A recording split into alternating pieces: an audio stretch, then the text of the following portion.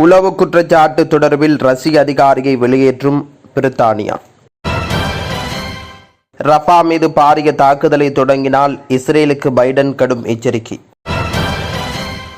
பலஸ்தீன ஆதரவு போராட்டத்தில் ஈடுபடும் மாணவர்களை பணியமர்த்த மாட்டோம், அமெரிக்க நீதிபதிகள் திட்டவட்டம். சவுதி இளவரசர் மீது தாக்குதல் முயற்சி, சமூக ஊடக பதிவால் பெரும் பரபரப்பு. காசாவுக்கான முக்கிய எல்லையை திறந்துள்ள இஸ்ரேல். ஆப்கானிஸ்தானில் கஞ்சா செடிகளை அழிக்க சென்ற வீரர்கள் மீது வெடிகுண்டு தாக்குதல், 3 பேர் பலி. இம்ரான் கானின் மனைவி வீட்டு காவலில் இருந்து சிறைக்கு மாற்றம். பிஜி நாட்டின் உயர் நீதிமன்ற நீதியரசராக இலங்கையர் நியமனம்.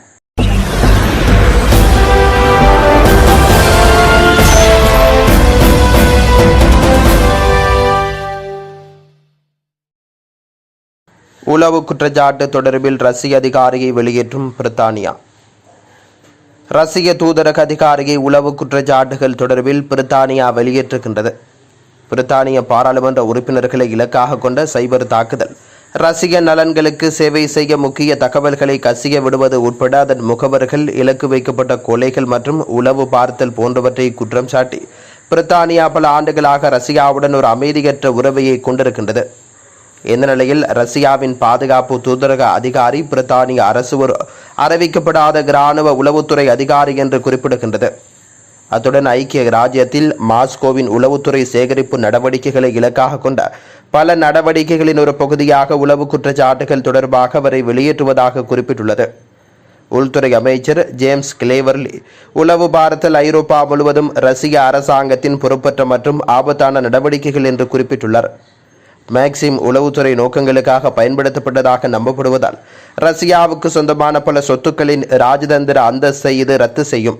மேலும் ரஷ்ய தூதரக விசாக்கள் மற்றும் வருகைகளுக்கு புதிய கட்டுப்பாடுகளை விதிக்கும் என்று கூறப்படுகிறது.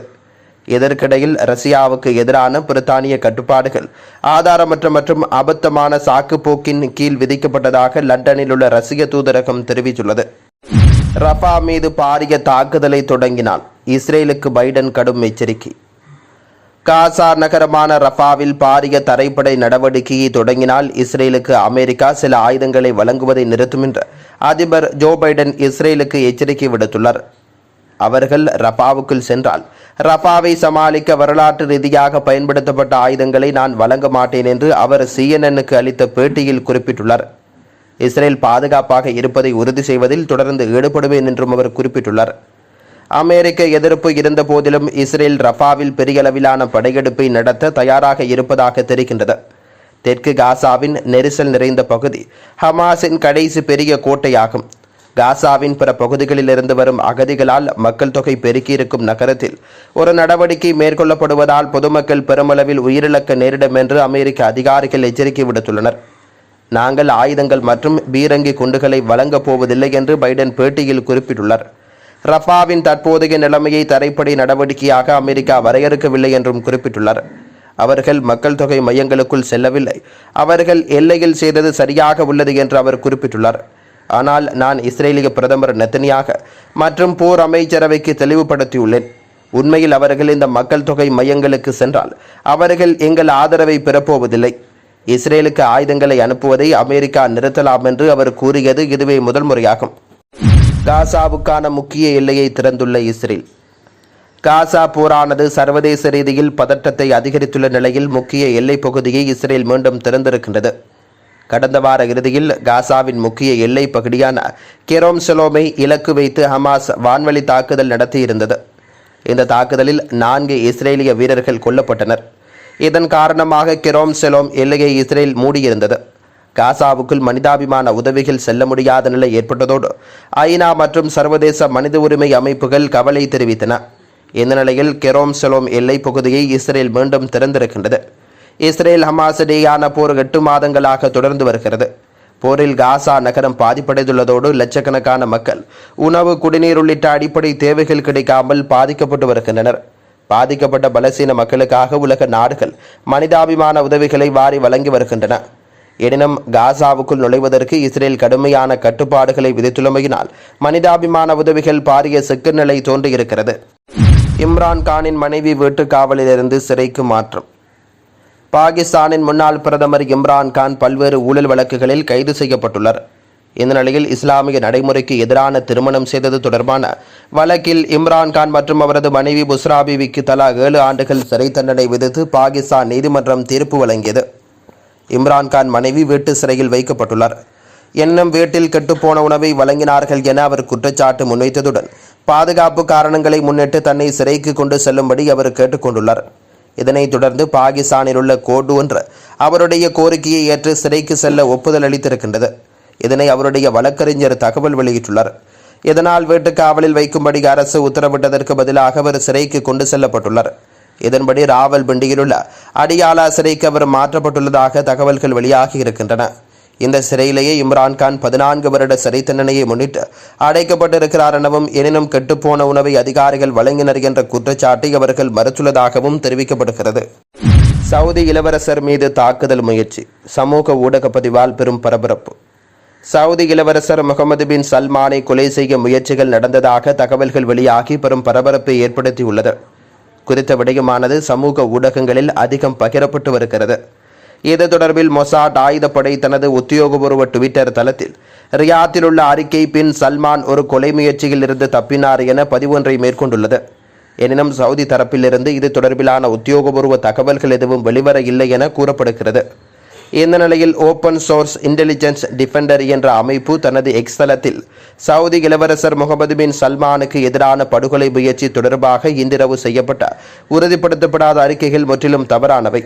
நகரத்துக்குள் அல்லது அதற்கு அருகில் இன்றிரவு எந்த தாக்குதலும் நடைபெறவில்லை. தெற்கு காசாவில் இஸ்ரேலிய ஆக்கிரமிப்பு படையான தரைப்படை நடவடிக்கை தொடங்கும் வேளையில் தாக்குதல் தொடர்பான ஆரம்ப பதிவுகள் மத்திய கிழக்கு ஊடக ஆதாரங்களை இலக்காக கொண்டதாக தெரிகிறது என கூறப்படுகிறது. பலஸ்தீன ஆதரவு போராட்டத்தில் ஈடுபடும் மாணவர்களை பணியமர்த்த மாட்டோம், அமெரிக்க நீதிபதிகள் திட்டவட்டம். அமெரிக்காவில் போராட்டத்தில் ஈடுபட்டு வரும் சட்ட மாணவர்களை எழுத்தர்கள் பணிக்கு அமர வைக்க மாட்டோம் என நீதிபதிகள் தெரிவித்துள்ளனர். கொலம்பியா பல்கலைக்கழக மாணவர்கள் பலஸ்தீன ஆதரவு நிலைப்பாட்டில் போராட்டம் நடத்தி வருகின்றனர். ஆனால் இதற்கு டொனால்ட் ட்ரம்பால் நியமிக்கப்பட்ட கன்சர்வேட்டிவ் பெடரல்சி நீதிபதிகள் குழு எதிர்ப்பு தெரிவித்துள்ளது. 13 நீதிபதிகள் ஒரு திறந்த கடிதத்தை பல்கலைக்கழக பிரசிடென்ட் மினோஸ் சவிக்கு எழுதியிருக்கின்றனர். அதில் பலஸ்தீனத்துக்கு ஆதரவான போராட்டங்களை தொடர்ந்து கொலம்பியா உயர்கல்வி நிறுவனத்தில் நம்பிக்கை இழந்துவிட்டோம். மாணவர்களின் இடையூறுகள், மதவெறி எதிர்ப்பு மற்றும் வளாகங்களில் பலதரப்பட்ட கண்ணோட்டங்களுக்கு வெறுப்பு மற்றும் மதவெறியின் காப்பகமாக மாறிவிட்டது என தெரிவித்துள்ளனர். அத்துடன் சமீபத்திய நிகழ்வுகள் மற்றும் இல்லாத அசாதாரண மாற்றங்களை கருத்தில் கொண்டு 2024ஆம் ஆண்டு நுழையும் வகுப்பில் தொடங்கி கொலம்பியா பல்கலைக்கழக சமூகத்தில் இளங்கலை பட்டதாரிகளாகவோ அல்லது சட்ட மாணவர்களாகவோ சேரும் எவரையும் நாங்கள் பணியமர்த்த மாட்டோம் எனவும் குறிப்பிட்டுள்ளனர். இந்த புறக்கணிப்பு தற்போதைய மாணவர்களுக்கு பொருந்தாது என்றாலும் வரவிருக்கும் கல்வியாண்டில் சேருபவர்களுக்கு பொருந்தும் என தெரிவிக்கப்படுகிறது. ஆனால் கல்வியாளர்கள் ஊடகத்துக்கு வெளியிட்ட அறிக்கையில் கொலம்பியா சட்டப்பள்ளி பட்டதாரிகளை நீதித்துறை உட்பட்ட தனியார் மற்றும் பொதுத்துறைகளில் முன்னணி நிறுவனர்கள் தொடர்ந்து தேடி வருவதை நாங்கள் பெருமைப்படுகின்றோம். எங்கள் விதிவிலக்கான மாணவர்கள் சட்ட தொழிலில் தங்கள் வாழ்க்கையை தொடங்குவதற்கு தயாராகும் போது அவர்களுக்கு ஆதரவளிக்க நாங்கள் ஆழ்ந்த கடமைப்பட்டுள்ளோம் என தெரிவித்துள்ளார். பிஜி நாட்டின் உயர் நீதிமன்ற நீதியரசராக இலங்கையர் நியமனம். பிஜி நாட்டின் உயர் நீதிமன்ற பதில் நீதியரசராக அம்பாறை மாவட்டம் இரக்காமத்தை பிறப்பிடமாக கொண்ட முகமது அஸ்ஹர் உமருலெப்பி பதவியேற்றுக் கொண்டுள்ளார். பிஜியின் நீதித்துறை மாநில மாளிகையில் அவர் இன்று பதவியேற்றுள்ளதாக தெரிவிக்கப்படுகின்றது. பிஜி குடியரசு மற்றும் நிதி தலைவர் வில்லியம் கட்டோனிவேரால் அவர் தற்காலிக தலைமை நீதிபதி சலேசி டெமோ மற்றும் தலைமை பதிவாளர் டோமாசி பைனுவாலு முன்னிலையில் பதவி பிரமாணம் செய்து வைக்கப்பட்டுள்ளார். இந்த நியமனத்துக்கு முன்னர் நீதியரசர் முகமது அஸ்ஹர் உமருலெப்பி 2009 முதல் ஏப்ரல் 2014 வரை இலங்கையின் பல்வேறு நீதிமன்றங்களில் மஜிஸ்திரேட் மற்றும் கூடுதல் மாவட்ட நீதிபதியாக பணியாற்றியுள்ளதாக கூறப்படுகிறது. ஏப்ரல் 2014 நாடியில் ரெசிடென்ட் மாஜிஸ்திரேட்டாக தொடங்கிய அவர் ஏப்ரல் 2017 முதல் லவுடோகா உயர் நீதிமன்றத்தின் மாஸ்டராகவும் இவர் கற்று 2014 ஐக்கிய ராஜ்யத்தின் வேல்ஸ் பல்கலைக்கழகத்தில் முதுகலை பட்டம் பெற்றுக் கொண்டார். மேலும் இவர் கொழும்பு பல்கலைக்கழகத்தில் LLB பட்டம் பெற்றுள்ளதோடு 2000ஆம் ஆண்டு பேராதனை பல்கலைக்கழகத்தில் பொருளாதாரத்தில் முதுகலை பட்டம் பெற்றுள்ளமையும் குறிப்பிடத்தக்கது. ஆப்கானிஸ்தானில் கஞ்சா செடிகளை அழிக்கச் சென்ற வீரர்கள் மீது வெடிகுண்டு தாக்குதல், 3 பேர் பலி. ஆப்கானிஸ்தானில் படாக்சான் மாகாணத்தில் பைசாபாத் நகரில் பாதுகாப்பு படையினரை ஏற்றிக்கொண்டு வாகனம் ஒன்று சென்றிருக்கின்றது. இந்த நிலையில் திடீரென அந்த வாகனம் மீது வெடிகுண்டு தாக்குதல் நடத்தப்பட்டிருக்கின்றது. இதில் 3 பேர் உயிரிழந்ததாகவும் 5 பேர் காயமடைந்ததாகவும் தெரிவிக்கப்படுகிறது. இதுபற்றி தலிபான்களின் உள்துறை அமைச்சகத்தின் செய்தி தொடர்பாளர் அப்துல் மதீன் குவானி கூறும்பொழுது, மோட்டார் சைக்கிள் ஒன்றில் வெடிகுண்டுகள் வைக்கப்பட்டிருந்ததாகவும் அது வெடித்ததில் இந்த சம்பவம் நடைபெற்றுள்ளதாகவும் தெரிவித்துள்ளார். கஞ்சா செடிகளை அழிப்பதற்காக அவர்கள் சென்றபோது கன்னி வெடிகள் வெடிக்க செய்யப்பட்டுள்ளன என்று குறிப்பிட்டுள்ளார். இந்த பகுதியில் தலிபான்கள் பாதுகாப்பை பலப்படுத்தும் நடவடிக்கைகளை மேற்கொள்ள வேண்டும் என குடிமக்கள் வேண்டுகோள் விடுத்துள்ளனர். இந்த தாக்குதலால் பெண்கள் மற்றும் குழந்தைகள் என அனைவரும் பயந்து போயுள்ளனர். நாங்கள் கவலை அடைந்திருக்கின்றோம். தலிபான்களுக்கு நாங்கள் ஒத்துழைப்பு வழங்குகின்றோம். இந்த சம்பவம் மீண்டும் நடைபெறாமல் இருக்கும் வகையில் அவர்கள் நடவடிக்கை எடுக்க வேண்டும் என குறிப்பிட்டுள்ளனர். இந்த வெடிகுண்டு தாக்குதல் சம்பவத்துக்கு எந்த தனிநபரோ அல்லது குழுவோ இதுவரை பொறுப்பேற்கவில்லை.